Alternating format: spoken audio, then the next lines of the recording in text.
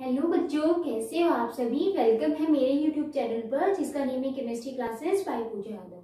और इस वीडियो के अंदर बच्चों हम डिस्कस करने वाले हैं नेक्स्ट कॉलिगेटिव प्रॉपर्टी। इससे पहले हम 3 कॉलिगेटिव प्रॉपर्टीज डिस्कस कर चुके हैं और ये आपकी है 4th and last colligative property जिसको हम बोलते हैं ऑस्मोटिक प्रेशर। और ऑस्मोटिक प्रेशर को हम पाई से डिनोट करते हैं, ठीक है। अब देखो बच्चों, ऑस्मोटिक प्रेशर को समझने से पहले आपको एक प्रोसेस समझनी होगी जिसको हम बोलते हैं ऑस्मोसिस। क्लियर? ऑस्मोसिस क्या होती है ये आपको पता होना चाहिए। तो देखो बच्चों, ऑस्मोसिस प्रोसेस एक ऐसी प्रोसेस होती है जिसमें जो प्योर सॉल्वेंट के पार्टिकल्स होते हैं वो एक मेम्ब्रेन के थ्रू जो सॉल्यूशन है उसमें पास आउट होते हैं, ठीक है।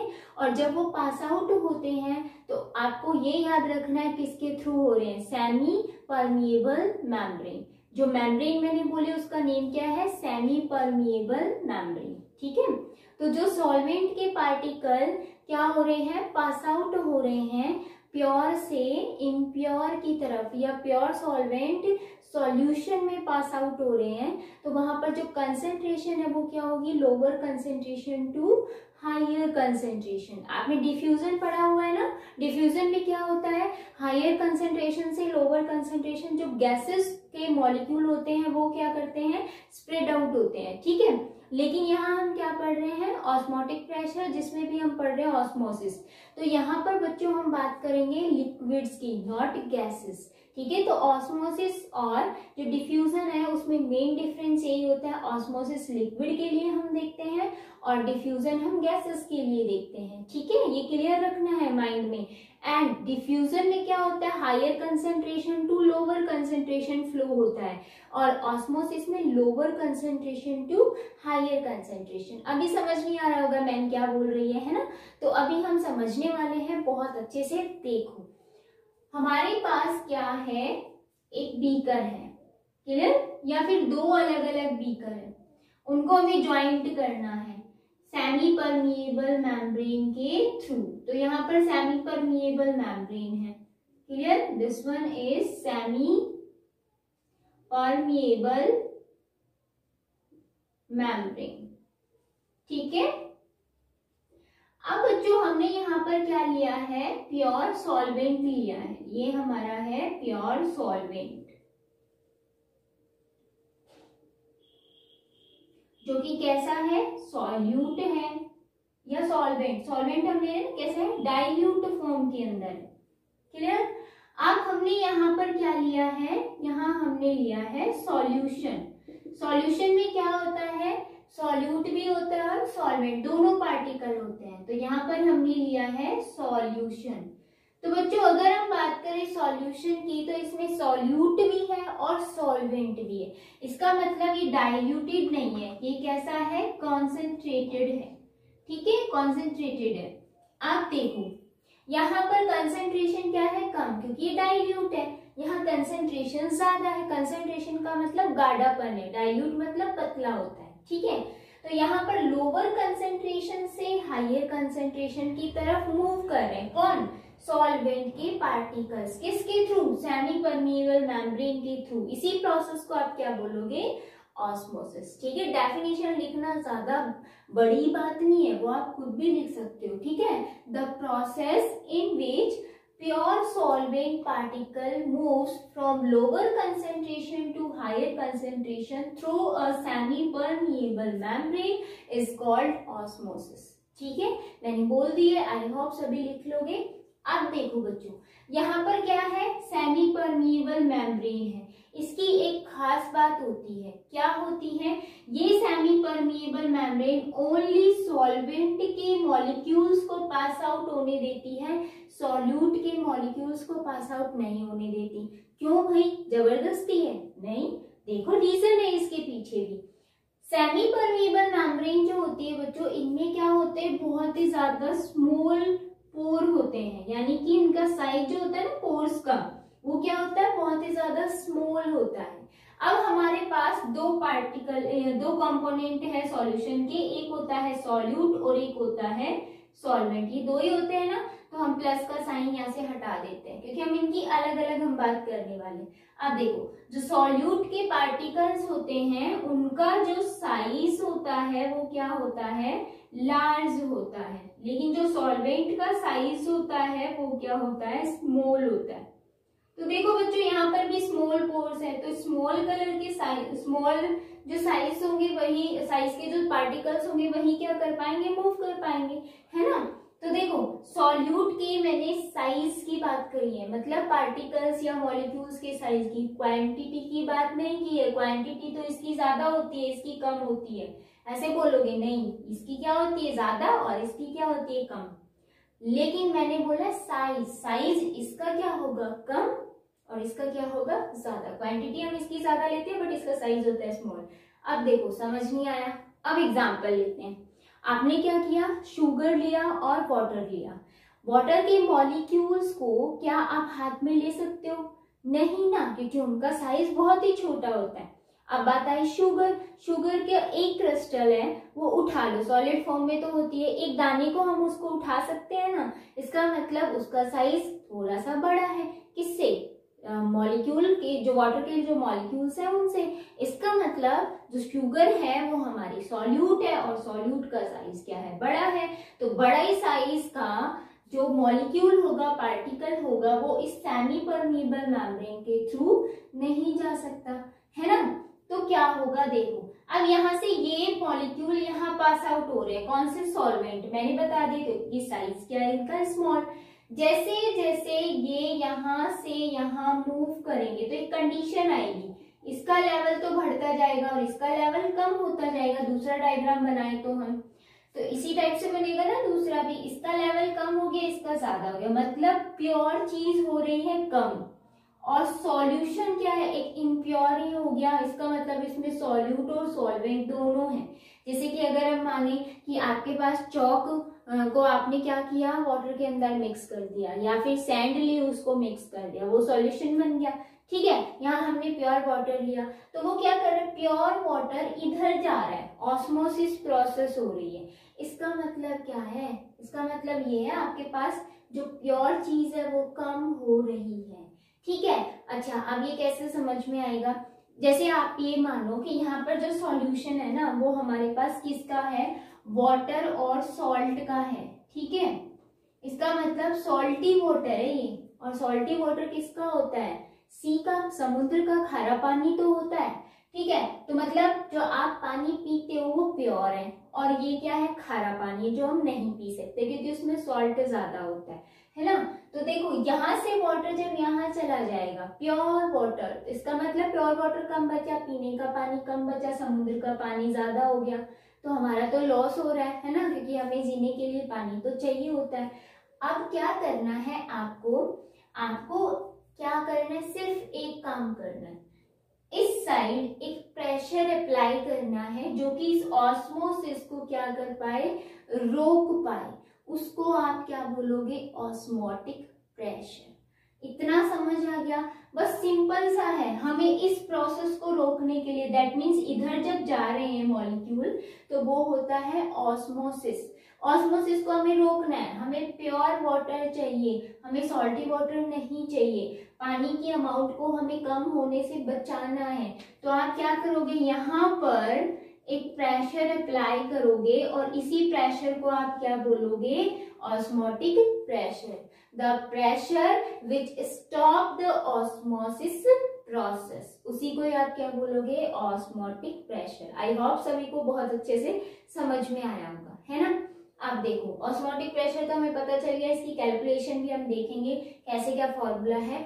इससे पहले जो ऑस्मोसिस है वो दो टाइप का होता है, ठीक है। इसके कौन कौन से टाइप्स होते हैं वो आपको ध्यान रखना है। एक होता है ऑक्सो ऑस्मोसिस, ठीक है, आप इसको कमाई लिख सकते हो, ओ एक ही आएगा, और एक होता है एंडो ऑस्मोसिस।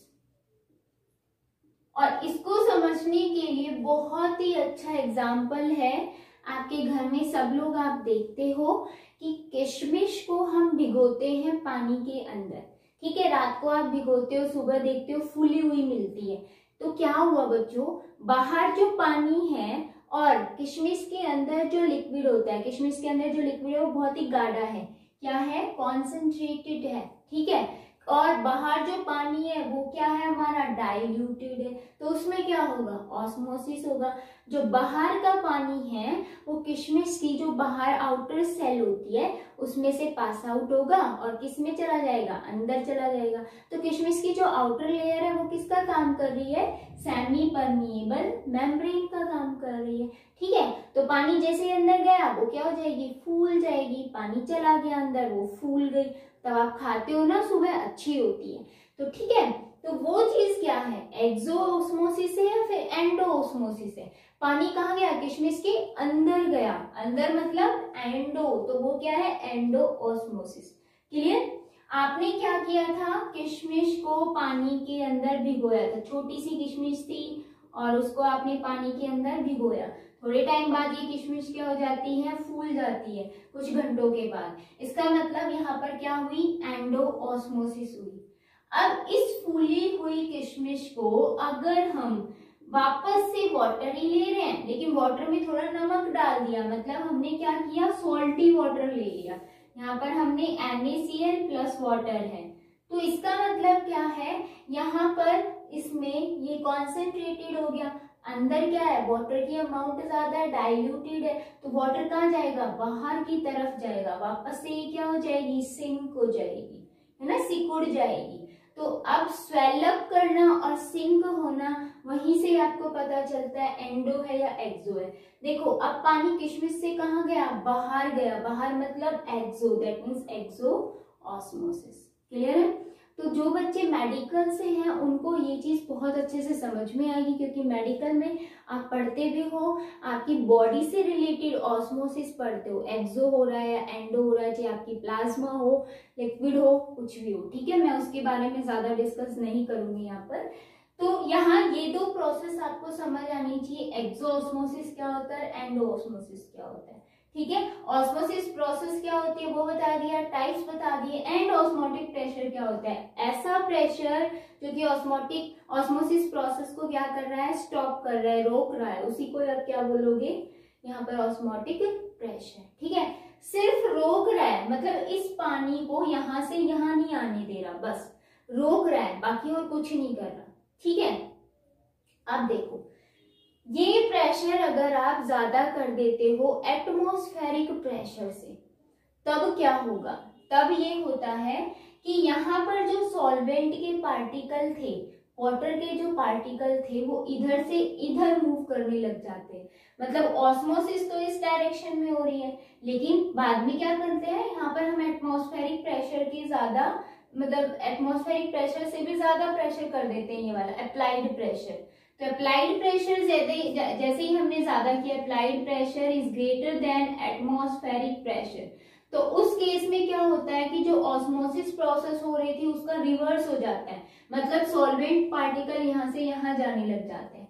तो उस केस में हम उस प्रोसेस को क्या बोलेंगे, रिवर्स ऑस्मोसिस, जिसको आप क्या बोल सकते हो, आरओ। घर में आरओ होते हैं ना, जो पानी को फिल्टर करने का काम करते हैं, तो वही तो है रिवर्स ऑस्मोसिस, उसकी फुल फॉर्म ये होती है, ठीक है। यानी कि इसमें प्योर वाटर हमें ज्यादा चाहिए, तो यहाँ से पानी को निकाला और यहाँ डाला सॉल्वेंट पार्टिकल, ठीक है। तो हमेशा ये याद रखना, जब भी आरओ को ठीक करने के लिए आते हैं तो एक व्हाइट कलर की रोड होती है इतनी मोटी, ठीक है, पेपर लाइक दिखती है वो आपको, बहुत ही ज्यादा मोटी होती है, इतनी मोटी, और व्हाइट कलर की इतनी सी रोड होती है। तो वो क्या है, एक सेमी परमिएबल मेम्ब्रेन का ही काम करती है, वहां से क्या होता है, फिल्टर होके यहाँ पानी जो है वो कलेक्ट होता है, ठीक है। तो रिवर्स ऑस्मोसिस प्रोसेस भी आपको याद रखना, जो हमारी डेली लाइफ में काम में भी आता है। क्लियर।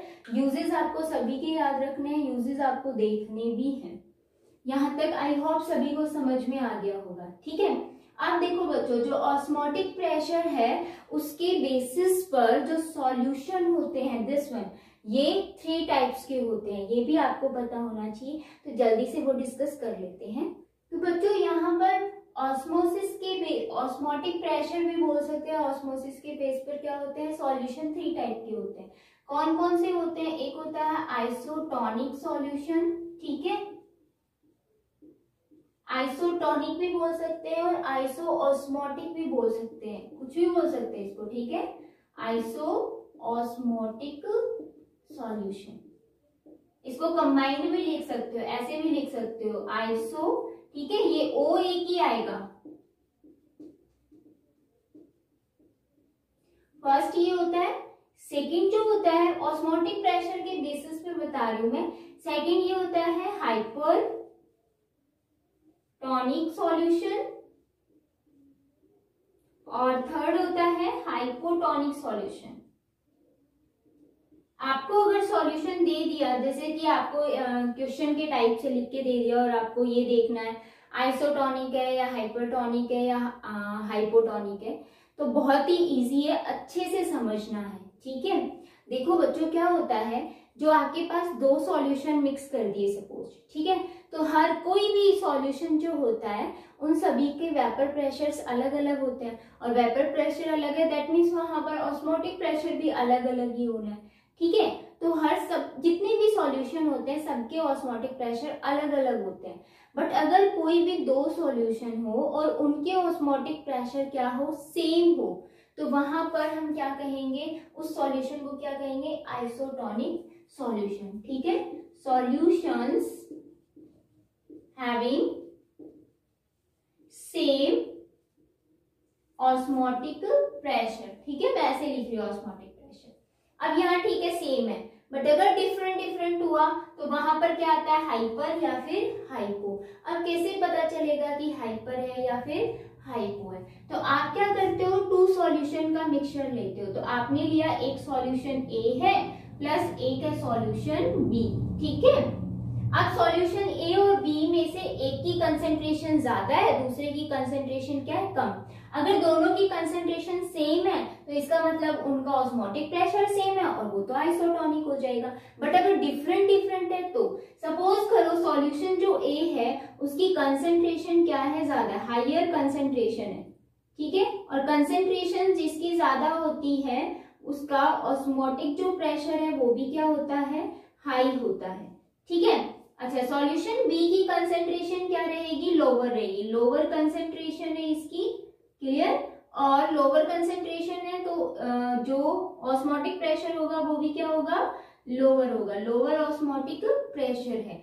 तो अब हमें कैसे पता चलेगा कि हाइपर है या हाइपर, देखो बच्चों हाइपर, ठीक है, किसी को गुस्सा आता है तो आप क्या कहते हो, बहुत ही ज्यादा हाइपर हो रहा है ये, तो है ना, हाइपर मतलब बहुत ही ज्यादा, that means this one high, clear. तो यहाँ पर ऐसे आप याद रख सकते हो, हाई जिसकी ऑस्मोटिक प्रेशर किसी भी टू सॉल्यूशन का मिक्सचर है, ठीक है, और उसमें से किसी एक सॉल्यूशन की कंसेंट्रेशन ज्यादा है, साथ साथ में प्रेशर, ऑस्मोटिक प्रेशर भी क्या है, हायर है, दैट मीन्स वो सॉल्यूशन क्या होगा, हाइपरटोनिक सॉल्यूशन होगा, ठीक है। और जिसकी कंसेंट्रेशन कम है, या फिर आप ये कह सकते हो ऐसा सॉल्यूशन मिक्सचर जिसमें से वन सॉल्यूशन, कोई भी एक solution, one solution having lower osmotic pressure than other solution, ठीक है, उसको आप क्या बोलोगे, हाइपोटोनिक सॉल्यूशन, क्लियर है। तो हाइपोटोनिक और हाइपरटोनिक में मैंने आपको अच्छे से कवर करवा दिया, आई होप कोई भी भूलेगा नहीं, ठीक है। सॉल्यूशंस के मिक्सचर हैं और उसमें से एक सॉल्यूशन की कंसेंट्रेशन ज्यादा है तो वो क्या होगा, हाइपर, या फिर हम ये कह सकते हैं जिसका ऑस्मोटिक प्रेशर क्या है, ज्यादा है, वो है हाइपरटोनिक, और जिसका ऑस्मोटिक प्रेशर लोअर है वो क्या होगा, हाइपोटोनिक, और अगर सेम है तो वो क्या होगा, आइसोटोनिक सॉल्यूशन, क्लियर है। सभी को अच्छे से समझ आया, जल्दी से इसका स्क्रीनशॉट ले लो, देन हम नेक्स्ट स्टार्ट कर रहे हैं। आप सभी को बच्चे यहाँ पर एक एग्जाम्पल दिख रहा होगा, ठीक है, इस एग्जाम्पल को अच्छे से रीड करो और मुझे ये बताओगे हाइपरटोनिक कौन सा है और हाइपोटोनिक कौन सा है। आई थिंक सभी ने अच्छे से रीड भी कर लिया होगा, सोच भी लिया होगा, है ना। अब देखना किसका राइट है किसका रॉन्ग है। देखो 0.05 molar sucrose solution exert lower osmotic pressure, OP का मतलब ऑस्मोटिक प्रेशर, सुक्रोज का क्या है, लोअर ऑस्मोटिक प्रेशर है, किसके कंपेयर में, 0.1 मोलर यूरिया सॉल्यूशन। आपके पास दो सॉल्यूशन है, मैंने कहा था दो सॉल्यूशन होते हैं ए और बी, ए आपके पास है सपोज सुक्रोज और दूसरा सॉल्यूशन आपके पास क्या है, सॉल्यूशन है यूरिया का, ठीक है, यूरिया। अब इसमें कहा है सुक्रोज का क्या है, लोअर ऑस्मोटिक प्रेशर है, और लोअर ऑस्मोटिक प्रेशर जिसका होता है वो क्या होता है, हाइपोटोनिक सॉल्यूशन। हमें पता चल गया। अगर इस टाइप के क्वेश्चन आ जाते हैं ऑब्जेक्टिव टाइप में, और इसमें से ये कहते हैं कि आइडेंटिफाई करो हाइपरटोनिक है या हाइपोटोनिक है, तो इसमें एक दिया हुआ रहेगा, जैसे कि ये बोल दिया सुक्रोज हाइपरटोनिक है या हाइपोटोनिक है, तो बता सकते हो क्या है, हाइपोटोनिक। इसका मतलब जो दूसरा बचा वो क्या है, हाइपरटोनिक सॉल्यूशन। दूसरे का हमें देखने की जरूरत नहीं, सिर्फ एक देख लो, लोअर है या फिर हायर है। इसका लिखा हुआ है लोअर ऑस्मोटिक प्रेशर है, दैट मीन्स ये क्या है, हाइपोटोनिक सॉल्यूशन। ठीक है, अगर इसका जस्ट अपोजिट आ जाता है, ऐसे आ जाता 0.1 molar urea solution exerted higher या फिर लोअर, ठीक है, higher osmotic pressure than 0.05 molar sugar solution, ऐसे आ जाता। सुक्रोज की जगह क्या लिख देते हैं हम, शुगर सॉल्यूशन, क्योंकि सुक्रोज क्या है, एक शुगर ही तो है। ठीक है, तो आपको ये देखना था हायर लोअर कौन सा है। यहाँ लिखा हुआ है यूरिया और यहाँ क्या लिखा हुआ है, हायर ऑस्मोटिक प्रेशर। बस हमें ये दो चीज देखनी है। यूरिया का क्या है, हायर ऑस्मोटिक प्रेशर है, इसका मतलब ये क्या है, हाइपरटोनिक सॉल्यूशन। दूसरा बचा वो क्या होगा, हाइपोटोनिक। क्लियर है। तो इस टाइप से अगर एग्जाम्पल आते हैं तो आपको, या फिर क्वेश्चन टाइप से आते हैं तो आपको पता होना चाहिए पूछा क्या है। क्लियर है। अगर यूरिया का पूछा है तो यूरिया बता दो, और अगर शुगर सॉल्यूशन के बारे में पूछा है तो उसका बता दो। ठीक है, दोनों का एक साथ नहीं पूछा जाएगा। अगर एक साथ भी पूछा जाता है तो ऑप्शन देखोगे, यूरिया और शुगर बोला है तो यूरिया क्या था, हाइपर था, और शुगर क्या था, हाइपो था। तो हमारे जो ऑप्शन में हाइपर पहले होगा, हाइपो बाद में होगा, वही हमारा आंसर होगा। ठीक है, तो ज्यादा से ज्यादा प्रैक्टिस करनी है आपको, तभी आपको समझ आएगा। चलो ये हो गया कंप्लीट। देखो बच्चों, अब जो पाई है दैट मीन्स ऑस्मोटिक प्रेशर है, उसको मेजरमेंट जो किया था वो मैं आपको समझाने वाली नहीं हूँ, क्योंकि उसका कोई भी मीनिंग नहीं है, या फिर हम ये कहें कि वो क्वेश्चन हमारे एग्जाम में नहीं आता है कि कैसे मेजरमेंट किया जाता है। मेन बात होती है उसके फॉर्मूले की, कि वो फॉर्मूला कहाँ से कैसे आया, और उसके बेसिस पर न्यूमेरिकल्स आते हैं। ठीक है, तो जो इंपॉर्टेंट पॉइंट्स है हम वही लेकर चलेंगे, फालतू की चीजें नहीं। ठीक है, चलो देख लेते हैं जल्दी से।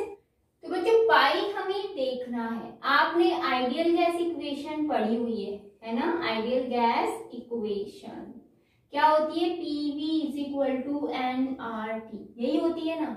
P क्या है, प्रेशर है, और यहाँ पर इसकी किसकी बात हो रही है, ऑस्मोटिक प्रेशर, लिक्विड्स के लिए। तो आप क्या करोगे, इस P की जगह पाई पुट कर सकते हो, that means osmotic pressure. Pi V is equal to क्या हो गया, nRT। तो अगर मैं लिखूं pi is equal to nRT by V, अब यहाँ से दो फॉर्मूले निकल कर आएंगे। कौन कौन से फॉर्मूले निकल कर आएंगे वो देखना है। ठीक है, दो फॉर्मूले देखना है। N बाय V जो होता है वो क्या होती है, N by V, that means number of moles of solute divided by volume of solution, और ये क्या होती है हमारी मोलरिटी, कैपिटल M से डिनोट करते हैं मोलरिटी, यही होती है ना। और मोलरिटी किसकी टर्म है, कंसंट्रेशन की। तो हम इसको क्या लिख सकते हैं, N by V is equal to C, that means concentration. ठीक है, कंसंट्रेशन ऑफ सॉल्यूशन। तो आप क्या कर सकते हो, N बाय V की जगह C पुट करोगे तो पाई इज इक्वल टू क्या आ जाएगा, CRT। एक तो आपके पास ये फॉर्मूला आ गया, जहां पर अगर कंसंट्रेशन सॉल्यूशन की दी हुई है, R की वैल्यू क्वेश्चन में मिलेगी, टेम्परेचर मिलेगा, पाई निकालना है, डायरेक्ट निकाल दोगे, कोई ऑब्जेक्शन नहीं है। लेकिन बेटा इतना इजी क्वेश्चन आने वाला है नहीं, तो देखो इसीलिए हम सेकंड पे चलेंगे। सेकंड क्या कहता है वो देखो।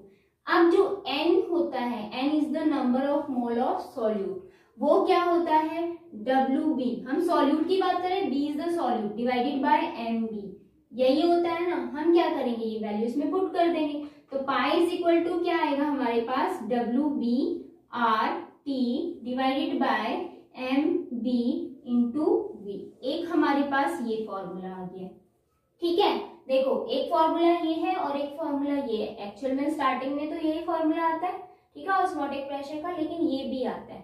तो यहाँ पर हम क्या निकाल सकते हैं, देखो ऑस्मोटिक प्रेशर भी निकाल सकते हैं, और अगर ऑस्मोटिक प्रेशर दिया हुआ है तो या तो आपसे सॉल्यूट का वेट पूछेंगे या फिर मॉलिक्यूलर मास पूछेंगे। तो सॉल्यूट का मॉलिक्यूलर मास आप इजीली से कैलकुलेट कर सकते हो, ठीक है, इस फॉर्मूले से।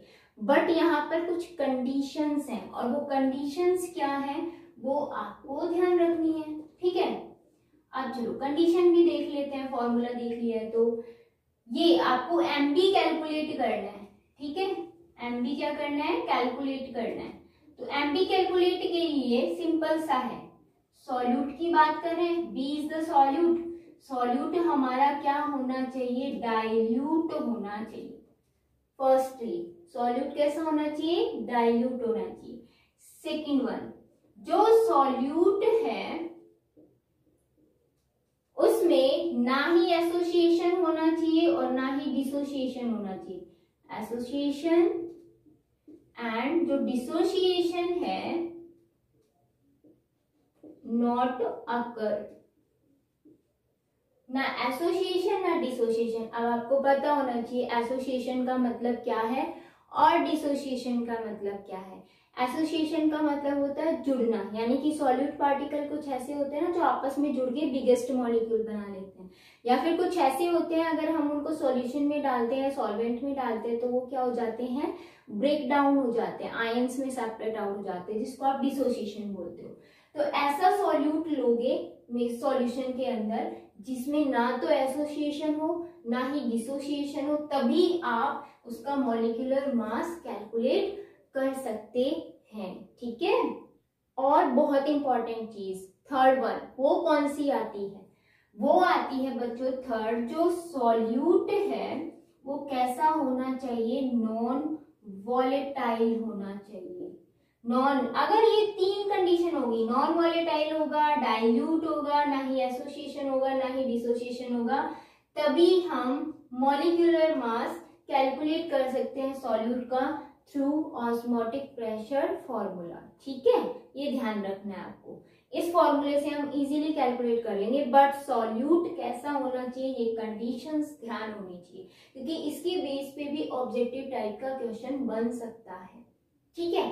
तो हमारे पास दो फॉर्मूले आ गए हैं, और जब फॉर्मूले आ जाते हैं तो वो टॉपिक कंप्लीट हो जाता है, और फिर हम क्या करते हैं, न्यूमेरिकल करते हैं। सारे अच्छे से ही समझने वाले बच्चे हो तो चलो अब न्यूमेरिकल देख लेते हैं जल्दी से। तो बच्चों मैंने यहाँ पर न्यूमेरिकल लिख दिया है, ज्यादा न्यूमेरिकल नहीं कराने वाली, सिर्फ 2 न्यूमेरिकल कराने वाली हूँ। अगर इतना ही समझ आ गया तो काफी है, थोड़ा सा डिफरेंट करा रही हूँ, क्योंकि बच्चों अगर डायरेक्ट वैल्यू दी हुई है तो आप फॉर्मूले में पुट कर लोगे, आंसर निकाल लोगे, है ना। तो चलो थोड़ा सा चेंजमेंट कर दिया, बोर करने वाली नहीं हूँ मैं, जल्दी से इसको फिनिश करने वाली हूँ।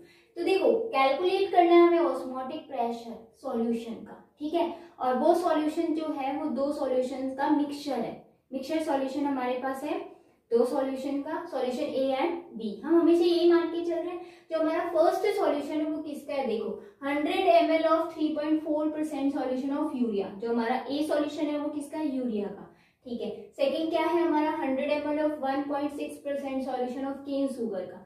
तो सॉल्यूशन बी हमारे पास भी है, ठीक है। और उसका टेम्परेचर दिया हुआ है, आर की वैल्यू दी हुई है। हमें क्या करना है, ऑस्मोटिक प्रेशर निकालना है मिक्सिंग का, तो हमें इंडिविजुअल ऑस्मोटिक प्रेशर निकालना पड़ेगा, फिर उनको प्लस कर दो तो हमारे पास कंप्लीट मिक्सचर का क्या आ जाएगा, ऑस्मोटिक प्रेशर। तो हमारे लिए तो बहुत इजी है, सारी चीजें दी हुई है। अब क्या क्या दिया हुआ है वो देखो।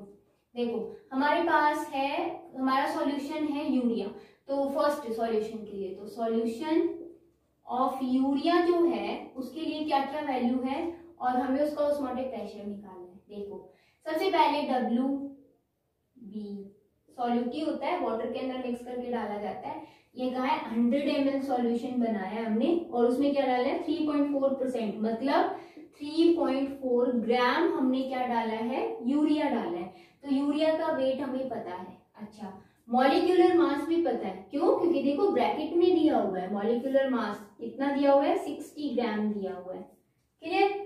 ओके, नेक्स्ट देखो टेम्परेचर भी दिया हुआ है, कितना दिया हुआ है 293 केल्विन। आर की वैल्यू भी दी हुई है 0.083। अब सिर्फ हमें वॉल्यूम देखना है, क्योंकि पाई का जो फॉर्मूला होता है वो क्या होता है, WB/RT divided by MB × V, यही फॉर्मूला होता है ना। डब्ल्यू भी है, एम भी है, आर भी है, टी भी है, बट वॉल्यूम, अब वॉल्यूम देखो इस सॉल्यूशन का निकालना है तो वॉल्यूम जो है वो दोनों को मिक्स करने से ही वॉल्यूम आएगी। 100 ml ये है, 100 ml ये है, दोनों को मिक्स किया कितना आया 200 ml। तो जो वॉल्यूम है आपको 200 ml लेनी है, ना कि 100 ml, ये चीज ध्यान रखनी है क्योंकि सॉल्यूशन जो ये बना है वो मिक्सिंग से ही बना है और इस मिक्सचर के अंदर से हम इसका ऑस्मोटिक प्रेशर और इसका निकाल रहे हैं, अलग अलग नहीं निकाल रहे हैं। ये नहीं है कि यूरिया तो अलग है और आपके पास केन शुगर का सॉल्यूशन अलग है और फिर हम पहले इंडिविजुअल निकालेंगे फिर उनको मिक्स करेंगे, नहीं, हमारे पास जो सॉल्यूशन मिक्सचर है ना उसमें से हम यूरिया और केन शुगर का निकाल के देख रहे हैं ताकि अलग अलग निकाल लेंगे तो प्लस कर देंगे, वैसे अलग नहीं है सॉल्यूशन, ठीक है, बाद में मिक्स नहीं करना, हमें मिक्सचर ही है हमारे पास। तो मिक्सचर हमारे पास जो है वो 200 ml का है, ठीक है। तो वॉल्यूम क्या हो गई है 200 ml, ml के अंदर मिलीलीटर के अंदर है, हमें लीटर में कन्वर्ट करना है। देखो यहाँ पर आर की वैल्यू मिलीलीटर दिख रहा है ना, क्या करना है 200 ml है, हमें नीचे 1000 से डिवाइड कर देना है तो वो किस में कन्वर्ट हो जाएगा लीटर में। अब आपको पता है आंसर आप निकालोगे 0.2 लीटर। तो सारी वैल्यू आ गई, अब हमें क्या करना है पुट करना है। तो W भी कितना है 3.4, ओके 0.083, 293 डिवाइडेड बाय MB कितना है 60 इंटू 0.2।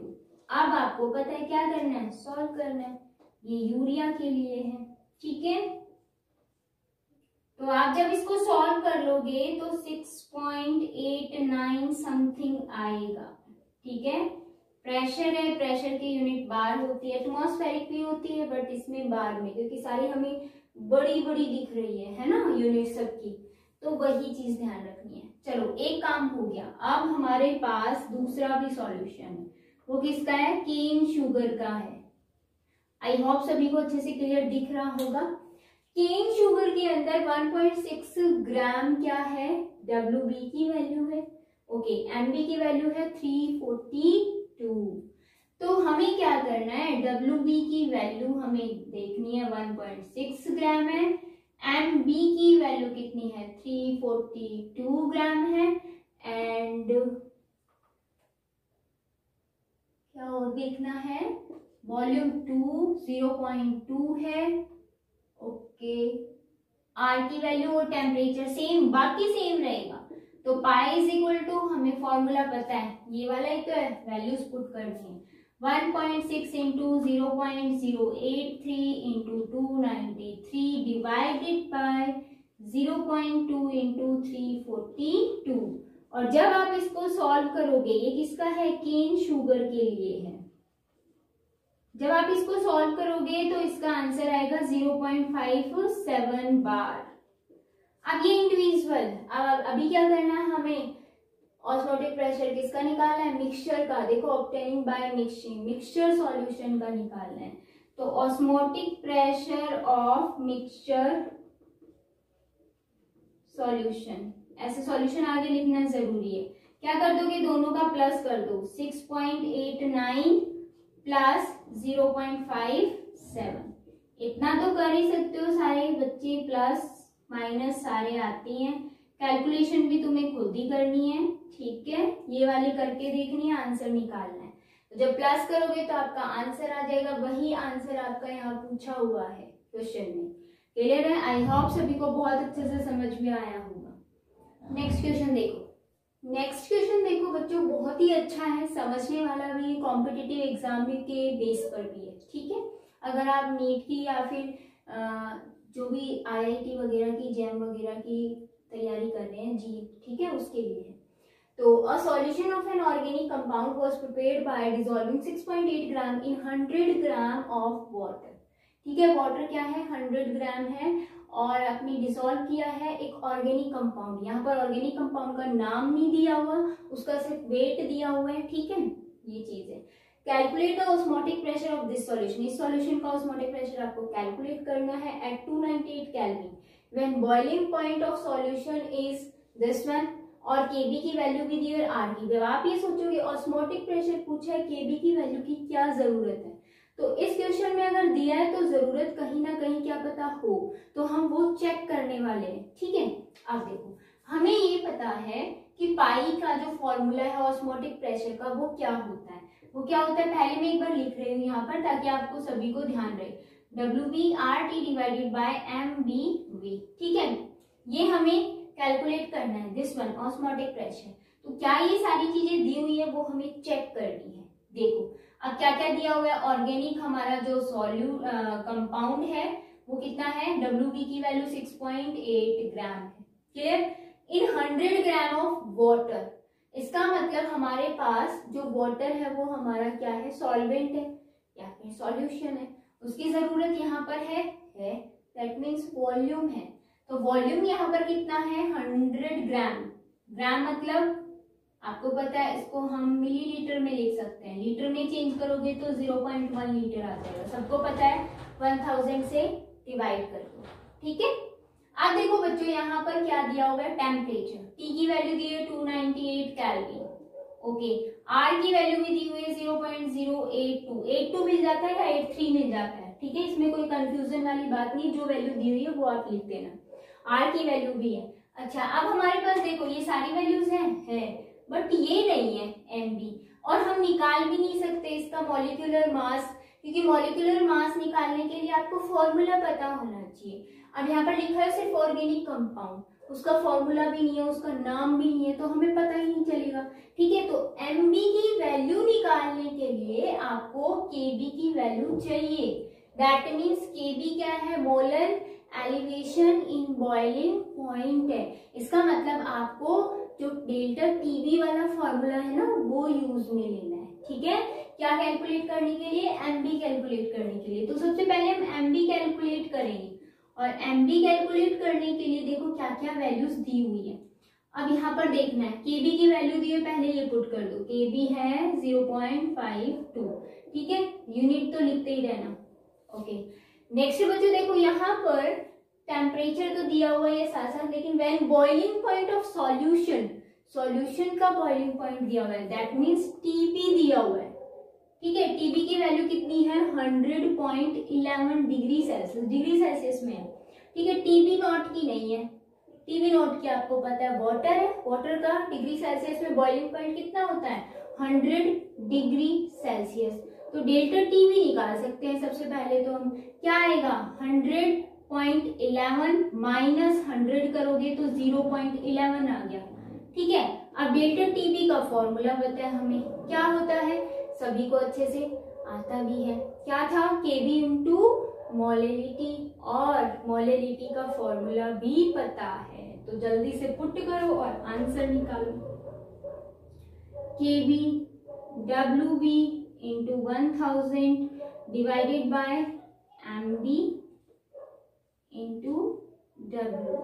ठीक है, MB आपको निकालना है तो MB इज इक्वल टू क्या आ जाएगा, KB। देखो KB की वैल्यू कितनी है, 0.52। ठीक है, ओके, नेक्स्ट इंटू WB कितना है, यहाँ पर देखो 6.8 gram into 1000 divided by delta TB नीचे आ जाएगा 0.11 एंड WA।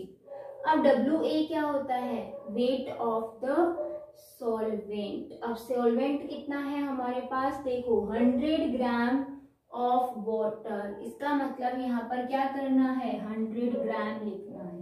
ठीक है, और इसको क्या करोगे, सॉल्व करोगे, तो MB की वैल्यू आप इसमें कैलकुलेट करोगे।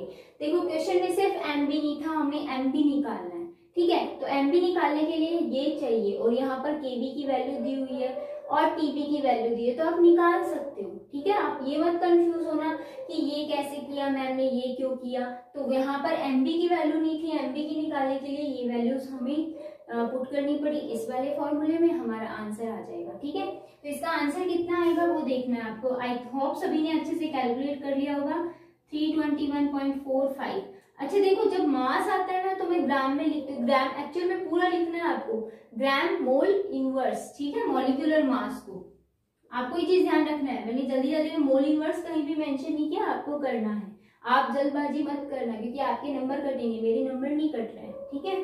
चलो MB की वैल्यू आ गई, यहाँ पुट करो, यहाँ पुट करोगे तो क्या आएगा, देखो WB कितना है 6.8 इंटू R की वैल्यू 0.082, ओके, T की वैल्यू है 298 डिवाइडेड बाय MB हमने निकाला 321.45 इंटू और वॉल्यूम यहाँ से 0.1। क्लियर है। आपको क्या करना है, इन वैल्यूज को कैलकुलेट करना है, आंसर निकालना है। आई होप सभी अच्छे से आंसर निकाले हैं, ठीक है। और कमेंट बॉक्स में अपने आंसर बताया भी करो बेटा, क्योंकि मैं यहाँ पर कैलकुलेशन आपको देती हूँ तो आपके लिए ही अच्छा है, क्योंकि आपकी प्रैक्टिस होगी, ठीक है। वरना मुझे कोई प्रॉब्लम नहीं होती इसका आंसर बताने में, इजी सा क्वेश्चन है, मुझे तो आंसर बताना है, मैं बता दूंगी। फिर भी अगर आपको देखना है तो 5.17 ये क्या है, ऑस्मोटिक प्रेशर, बार इसकी यूनिट है, ठीक है। ये आंसर आ जाएगा। कैलकुलेट आपको सभी को करके देखना है, पॉइंट्स में इधर उधर हो सकता है, ठीक है, बट आपको कैलकुलेट करना है। तो ऑस्मोटिक प्रेशर जो है वो लास्ट कॉलिगेटिव प्रॉपर्टी जो कि कंप्लीट हो गई है। नेक्स्ट वीडियो के अंदर मिलते हैं, टेक केयर।